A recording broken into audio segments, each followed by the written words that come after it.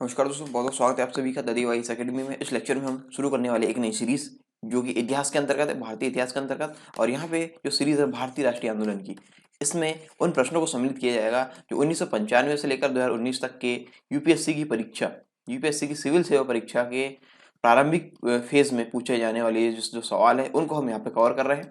और ये एक 170 प्लस क्वेश्चन होंगे, 170 से ज़्यादा क्वेश्चन होंगे और इनको हम 17 लेक्चर्स में यहाँ कंप्लीट करने वाले हैं। एक लेक्चर में होते 10 प्रश्न, जैसा कि आप सब जानते हैं, जैसा कि आपने पिछली सीरीज देखे होंगे। पहले हम कंप्लीट कर चुके हैं प्राचीन भारतीय इतिहास और मध्यकालीन भारतीय इतिहास और आधुनिक भारतीय इतिहास संबंधित जो प्रश्न थे 1995 से लेकर 2019 तक के, वो सारे हम कंप्लीट कर चुके हैं। यदि आपने उन लेक्चर्स को नहीं देखा है, नीचे डिस्क्रिप्शन बॉक्स में उनकी लिंक दे दी गई है, आप उन लेक्चर्स तक उन लिंक की सहायता से पहुंच सकते हैं। साथ ही साथ यहाँ पे आई बटन पर क्लिक करके भी आप उन लेक्चर्स तक पहुंच सकते हैं। तो चलिए हम शुरू करते हैं भारतीय राष्ट्रीय आंदोलन का सेट 1। आप तक ये वीडियो हिंदी भाषा में मैं लेकर आ रहा हूँ। मेरा नाम है देवरत्न उइके। आज का पहला सवाल, कांग्रेस पार्टी के नेताओं के समूह के प्रमुख नेताओं में से एक जवाहरलाल नेहरू ने इंडिपेंडेंस फॉर इंडियन लीग की स्थापना निम्न में से किसके विरोध में की थी? इंडिपेंडेंस फॉर इंडियन लीग, ये सवाल पूछा गया 1995 में। इंडिपेंडेंस फॉर इंडियन लीग की स्थापना किसके विरोध में की गई थी? ये हम देखते हैं। वित्त आयोग, राष्ट्रीय विकास परिषद, नेहरू रिपोर्ट, भारत का संविधान। तो ये वित्त आयोग के विरोध में नहीं की गई, राष्ट्रीय विकास परिषद के विरोध में नहीं की गई, भारतीय संविधान के विरोध में नहीं की गई, ये की गई थी नेहरू रिपोर्ट के विरोध में। ठीक है, नेहरू रिपोर्ट के विरोध में। इसके बारे में और जानते हैं। ठीक है, इंडिपेंडेंस फॉर इंडियन लीग की स्थापना ए श्रीनिवास अयंगर की अध्यक्षता में की गई थी, जिसमें सुभाष चंद्र बोस तथा जवाहरलाल नेहरू सचिव थे। इसकी स्थापना नेहरू रिपोर्ट के खिलाफ में की गई थी। नेहरू रिपोर्ट ये भी और अच्छे से मैं डिस्कस करूंगा, ठीक है, अगली स्लाइड में। नेहरू रिपोर्ट के खिलाफ में की गई थी। उन्होंने पूर्ण स्वराज की मांग की तथा देश में सामाजिक संरचना की स्थापना हेतु आग्रह रखा। अब नेहरू रिपोर्ट समझ जाइए आप। नेहरू रिपोर्ट अगस्त 1928 में प्रस्तुत की गई थी। कब की गई थी? अगस्त 1928 में। और पंडित मोतीलाल नेहरू की अध्यक्षता में भारतीय संविधान के मसौदे को तैयार करने के लिए एक 8 सदस्यों वाली समिति बनाई गई थी। किसकी अध्यक्षता में? पंडित मोतीलाल नेहरू की अध्यक्षता में। ठीक है, और इस समिति ने प्रस्तावित संविधान का जो प्रारूप प्रस्तुत किया उसे ही नेहरू रिपोर्ट के नाम से पुकारा गया। ठीक है, ये है नेहरू रिपोर्ट। और यहाँ पे नेहरू रिपोर्ट में पूर्ण स्वराज के स्थान को न देकर आंशिक स्वतंत्रता की मांग की गई थी। किसकी मांग की गई थी? पूर्ण स्वराज को स्थान न देकर आंशिक स्वतंत्रता की मांग की गई थी। नागरिकों के मूल अधिकारों में राजा और जमींदारों के असीम भूमि अधिकारों को सुरक्षित इसमें रखा गया था, जिसके परिणाम स्वरूप देश के नेताओं और आम जनता ने इसे मान्य नहीं किया। ठीक है, इसलिए इसका विरोध किया गया था। और फिर बाद में ये लीग बनी, इंडिपेंडेंस फॉर इंडियन लीग, और किसके विरोध में बनी? नेहरू रिपोर्ट के विरोध में। ठीक है, जिसकी अध्यक्षता किए थे ए श्रीनिवासन अयंगर ने, और इसका सचिव थे सुभाष चंद्र बोस और पंडित जवाहरलाल नेहरू। ठीक है, तो इस प्रश्न का आंसर है यहाँ पे सी। अगले सवाल पर पहुंचते हैं। निम्नलिखित में से कौन एम एन रॉय की उत्प्रवासी साम्यवादी पत्रिका थी? एम एन रॉय कौन थे? एम एन रॉय थे भारत में साम्यवाद के संस्थापक। भारत में साम्यवाद के संस्थापक थे एम एन रॉय, और इनकी साम्यवादी पत्रिका थी, देखते हैं हम यहाँ पे ऑप्शन। ये सवाल 1995 में पूछा गया। किसान सभा, द वर्कर, बैगार्ड या अनुशीलन। तो इनकी पत्रिका थी इसमें से बैगार्ड। बैगार्ड आंसर है सी। ठीक है, जानते हैं और इसके बारे में। एम एन रॉय भारत में साम्यवाद के संस्थापक थे, जैसा कि मैंने आपको बताया है। इन्होंने अक्टूबर 1920 में ताशकंद कहाँ है? ये है इसकी राजधानी उज्बेकिस्तान की। ठीक है, यहाँ पे भारतीय कम्युनिस्ट पार्टी सीपीआई की स्थापना की गई। इन्होंने जर्मनी से साम्यवादी पत्रिका बेगार्ड, कहाँ से? जर्मनी से साम्यवादी पत्रिका बेगार्ड प्रकाशित की। एक अन्य पत्रिका मोसेस का प्रकाशन भी इन्होंने ही किया। मोसेस पत्रिका पूछा जाए तो इन्हीं संबंधित है। किनसे? एम एन रॉय से संबंधित। ठीक है, मोसेस का प्रकाशन भी इन्होंने ही किया। आंसर है इसका सी। निम्नलिखित घटना का सही कालक्रम क्या है? ये सवाल पूछा गया 1995 में। देखते हैं। लखनऊ समझौता, द्वैत शासन का प्रवर्तन, रॉलेट अधिनियम या बंग भंग। तो इनका कालक्रम जमाने से पहले हमको ये पता होना चाहिए कि ये किस सन में हुए। ठीक है, किस वर्ष में हुए, तो उसके बाद हम इनका कालक्रम जमा सकते हैं। ठीक है, तो पहले हम देख लेते हैं इनका कालक्रम क्या रहा। बंग भंग 16 अक्टूबर 1905 में लॉर्ड कर्जन द्वारा ये घटना हुई। लखनऊ समझौता 1916 में मुस्लिम लीग व कांग्रेस के बीच ये हुआ। और रॉलेट अधिनियम 8 मार्च 1919 को राष्ट्रीय आंदोलन को चलने के लिए, ये घटना नंबर 3 है। चौथा है द्वैध शासन का प्रवर्तन दिसंबर 1919 में मॉन्टेग्यू चेम्सफोर्ड सुधार, ये घटना 1919 में हुई। तो यहाँ पे हम देख लेते हैं कि क्रम किस प्रकार जमा है। 1905, 1916, 1919 और 1919, ठीक है। यहाँ पे 8 मार्च 1919 और ये दिसंबर 1919 है, ठीक है। तो यहाँ पे ऑप्शन के अनुसार हम देख लेते हैं, लखनऊ समझौता, द्वैध शासन का प्रवर्तन, रॉलेट अधिनियम और बंग भंग। तो यहाँ पे हम देखते हैं जो लखनऊ समझौता है, लखनऊ समझौता का क्रम है यहाँ पे 1, ठीक है। 1 मतलब ऑप्शन के अनुसार में, ये हम आंसर के अनुसार यहाँ पे देखेंगे अभी, ठीक है। ये ऑप्शन जो हमको दिया है लखनऊ समझौता। दूसरे में है यहाँ पे द्वैध शासन का प्रवर्तन, दूसरे में क्या है द्वैध शासन का प्रवर्तन, ये लास्ट वाला, ये हमने यहाँ पे क्रम डाल दिया द्वैध शासन का प्रवर्तन। रॉलेट अधिनियम तीसरे नंबर पे है, ये रॉलेट अधिनियम, और चौथे नंबर पे है बंग भंग, ये है चौथे नंबर पे बंग भंग। तो हम इसको क्रम से जमा लेते हैं, पहले कौन सा हो दूसरा कौन सा हो, फिर इस प्रकार से, ठीक है।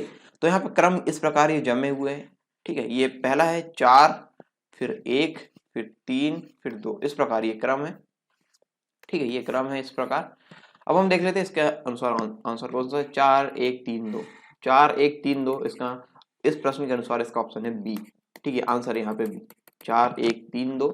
यहाँ पे बंग भंग हुआ, फिर सॉरी हाँ बंग भंग यहाँ पे हुआ, फिर जो सन है उसके अनुसार लखनऊ समझौता हुआ, फिर रॉलेट अधिनियम हुआ, फिर द्वैध शासन का प्रवर्तन हुआ। तो ये इसका क्रम है, ठीक है। इसलिए इसका आंसर यहाँ पे बी, आंसर यहाँ पे बी, ठीक है। अगला सवाल है, महात्मा गांधी ने 1930 में सविनय अवज्ञा आंदोलन का प्रारंभ किया था, कहाँ से प्रारंभ किया था ये हमको बताना है, ठीक है। ये शुरू हुआ था साबरमती से और चला था दांडी तक, ठीक है। दांडी तक ये चला था। तो यहाँ पे पूछा गया कि इसका आरंभ कहाँ से हुआ था, तो सेवाग्राम से, दांडी से नहीं, दांडी तो दांडी तक तो ये चला था, ठीक है, साबरमती से और वर्धक से। तो हमने यहाँ पे देखा कि साबरमती से शुरू हुआ था, तो आंसर इसका सी। ये सवाल पूछा गया 1995 में, साबरमती से ये आरंभ हुआ था। और जानते हैं इसके बारे में, 22 मार्च 1930 को महात्मा गांधी ने सविनय अवज्ञा आंदोलन का प्रारंभ साबरमती आश्रम से दांडी यात्रा का प्रारंभ कर किया था। वे 6 अप्रैल 1930 को दांडी पहुंचे और नमक कानून तोड़कर आंदोलन का आह्वान किया। इस प्रकार इसका आंसर यहाँ पर सी। अगला सवाल, निम्नलिखित में से कौन सा युग्म सही सुमेलित नहीं है। यहाँ पे हमको बताना है कि कौन सा युग्म यहाँ पे गलत है। 1995 में सवाल पूछा गया है, देखते हैं ऑप्शन क्या है। जमनालाल बजाज वर्धा का सत्याग्रह आश्रम से संबंधित है। दादा भाई नौरोजी बॉम्बे एसोसिएशन संबंधित है। लाला लाजपत राय लाहौर का राष्ट्रीय विद्यालय संबंधित है। बाल गंगाधर तिलक सत्यशोधक समाज से संबंधित है। तो यहाँ पे हम चेक कर लेते हैं ऑप्शन। जमनालाल बजाज वर्धा का सत्याग्रह आग्रह से संबंधित है, हाँ। सत्याग्रह आश्रम से संबंधित है, हाँ ये सही है, ये जोड़ी यहाँ पे सही है। अगला है दादा भाई नौरोजी बम्बई एसोसिएशन संबंधित है, हाँ ये सही है।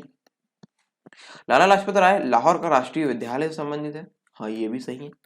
अगला है बाल गंगाधर तिलक सत्यशोधक समाज, ये सत्यशोधक समाज की स्थापना इन्होंने नहीं की। बाल गंगाधर तिलक ने सत्यशोधक समाज की स्थापना की थी 1873 में ज्योतिबा फुले ने, ज्योतिबा फुले द्वारा इसकी स्थापना की गई थी। तो यहाँ पे ये मिलान यहाँ पे गलत है, इसलिए हमको यहाँ पे गलत वाला देखना था, इसलिए इसका आंसर यहाँ पे डी, आंसर है डी, ठीक है। अगला सवाल है यहाँ पे, सन 1922 के साराबंदी मतलब कोई कर नहीं अभियान का नेतृत्व किया, ये हुआ था गुजरात के अंतर्गत, ठीक है। तो यहाँ पे ऑप्शन है भगत सिंह ने, चित्तरंजन दास ने, राजगुरु ने, वल्लभ भाई पटेल ने। ये सवाल 1996 में पूछा गया है। आप गुजरात से संबंधित ये आंसर लगा सकते हैं, ये है वल्लभ भाई पटेल ने, ठीक है। इस साराबंदी कोई कर नहीं अभियान का नेतृत्व किया था वल्लभ भाई पटेल ने, आंसर है इसका डी। अगला सवाल, भारत में संविधान की रचना हेतु संविधान सभा का विचार निम्नलिखित में से सर्वप्रथम किसने प्रस्तुत किया था। सबसे पहले संविधान सभा का विचार किसने प्रस्तुत किया था, यह सवाल पूछा गया 1996 में। स्वराज पार्टी ने 1934 में, कांग्रेस पार्टी ने 1936 में, मुस्लिम लीग ने 1942 में, सर्वदल सम्मेलन ने 1946 में। तो संविधान की रचना हेतु संविधान सभा का विचार सर्वप्रथम स्वराज पार्टी ने प्रस्तुत किया था और स्वराज पार्टी की स्थापना 1923 में चित्तरंजन दास व मोतीलाल नेहरू ने की थी और इसका आंसर यहाँ पे ए, ठीक है, ए यहाँ पे, ठीक है। अगला सवाल है, कथन और कारण यहाँ पे दिए गए हैं। स्वतंत्र भारत में ब्रिटेन की प्रभुता बनी रही और यहाँ पे कारण है यहाँ पे आर, कारण यानी रीजन यहाँ पे दिया है आर, और ये कथन है, ठीक है। ए, कथन को ए से दर्शाया गया, कारण को आर से। स्वतंत्र भारत के अंतिम गवर्नर जनरल की नियुक्ति ब्रिटेन के प्रभुत्व संपन्न शासन ने की। यह सवाल पूछा गया 1996 में। हमको बताना है कि निम्नलिखित में से कौन सा सही है। तो पहले हम कथन चेक कर लेते हैं। स्वतंत्र भारत में ब्रिटेन की प्रभुता बनी रही, क्या ये सही है? स्वतंत्र भारत में ब्रिटेन की प्रभुता बनी रही? नहीं, ये नहीं बनी रही, ये पहला कथन गलत है। अगला देखते हैं, स्वतंत्र भारत के अंतिम गवर्नर जनरल की नियुक्ति ब्रिटेन के प्रभुत्व संपन्न शासन ने की थी, क्या ये इन्होंने की? हाँ, ये इन्होंने ही की, ठीक है। स्वतंत्र भारत के अंतिम गवर्नर जनरल की नियुक्ति ब्रिटेन के प्रभुत्व संपन्न शासन ने ही की थी, ये सही है, ठीक है। तो यहाँ पे जो पहला कथन वो गलत है, दूसरा यहाँ पे सही है। तो हम देख लेते हैं ऑप्शन के अनुसार से कौन सा यहाँ पे सही जम रहा है। पहला ए गलत, आर सही, ठीक है। तो यहाँ पे ये दोनों सही वगैरह की का कॉन्सेप्ट यहाँ पे दे रहा है, ये नहीं हो सकता। ए और आर दोनों सही, परंतु इसकी व्याख्या नहीं कर सकता, ये ये भी इसके अंतर्गत नहीं आएगा। हमको देखना है पहला कथन गलत, ठीक है। तो गलत का हम यहाँ पर डायरेक्ट इससे पहुंच जाते हैं। ए गलत है, ठीक है, ए गलत है परंतु आर सही है, तो हमको ये ऑप्शन चाहिए। तो ए गलत है, आर सही है, इस प्रकार इसका सही उत्तर हो जाएगा डी। सही उत्तर हो जाएगा इसका डी, ठीक है। भारत के अंतिम गवर्नर जनरल की नियुक्ति ब्रिटेन के प्रभुत्व संपन्न शासन ने की थी और स्वतंत्रता के बाद भारत से ब्रिटिश प्रभुत्व समाप्त हो गई और भारत एक प्रभुसत्ता संपन्न देश बन गया, ठीक है। अगला सवाल है, भारतीय राष्ट्रीय आंदोलन के संदर्भ में निम्नलिखित युगों पर विचार कीजिए। ये सवाल 2019 के अंतर्गत पूछा गया है। व्यक्ति आधारित पद यहाँ पे दिए हैं, हमको बताना है कि यहाँ पे कौन से युग सही सुमेलित है, सही वाले हमको चूज करना है। यहाँ पे सर तेज बहादुर सप्रू ये संबंधित थे अध्यक्ष अखिल भारतीय उदार संघ के, ठीक है। इनका पद यहाँ पर दिया गया, अध्यक्ष थे अखिल भारतीय उदार संघ के। केसी नियोगी सदस्य थे संविधान सभा के। पीसी जोशी महासचिव थे भारतीय साम्यवादी दल के। तो यहाँ पे हम चेक करना है कि कौन सा यहाँ पे सही है। तो सर तेज बहादुर सप्रू अध्यक्ष थे अखिल भारतीय उदार संघ के, क्या सही है? हाँ, ये सही है, ठीक है। केसी नियोगी सदस्य थे संविधान सभा के, क्या ये सही है? हाँ, ये भी सही है। तीसरा है पीसी जोशी महासचिव थे भारतीय साम्यवादी दल के, ये भी तीसरा ऑप्शन भी यहाँ पे सही है। यानी तीनों मिलान यहाँ पे सही हो रहा है। तो यहाँ पे आंसर हो जाएगा यहाँ पे डी, 1 2 3। यहाँ पे इस प्रकार आंसर है, तीनों यहाँ पर सही वाला हो जाएगा 1 2 3, ठीक है। तो उपयुक्त दिए गए तीनों युग्म यहाँ पे सही है, तो तीनों युग्म सही है, इसलिए इसका आंसर हो जाएगा 1 2 3, तीनों सही, ठीक है। प्रभुसत्ता संपन्न देश भारत बन गया था। आज का अगला और आखिरी सवाल हम देख लेते हैं, निम्नलिखित में से कौन दादा भाई नौरोजी के उत्सारण सिद्धांत ड्रेन थ्योरी में विश्वास नहीं करता था? यह सवाल पूछा गया 1996 में। Bal Gangadhar Tilak, RC Dutt, M G Ranade, Sir Syed Ahmad. तो इनमें से कौन थे जिन्होंने दादा भाई नौरोजी के उत्सारण सिद्धांत ड्रेन थ्योरी पर विश्वास नहीं किया? तो ये थे सर सैयद अहमद खान। सर सैयद अहमद खान थे आंसर इसका डी। सर सैयद अहमद खान दादा भाई नौरोजी के उत्सारण सिद्धांत धन निष्कासन में विश्वास नहीं करते थे। दादा भाई नौरोजी ने धन निकासी उत्सारण सिद्धांत की व्याख्या अपनी किताब poverty and un-British rule in India, किताब कौन सी थी? Poverty and un-British rule in India, इसमें की है। और इन्होंने इसमें बताया कि अंग्रेज किस तरह भारत के धन को लूटकर ब्रिटेन ले जा रहे हैं, ठीक है। तो इस प्रकार इसका आंसर यहाँ पे डी है। तो ये 10 प्रश्न समाप्त होते हैं। आई होप आपने एंजॉय किए होंगे 10 प्रश्नों को और काफी ज्ञान इससे आपको मिला होगा। Thanks for watching the device. Second में मिलते हैं नेक्स्ट वीडियो में, तब तक के लिए जय हिंद।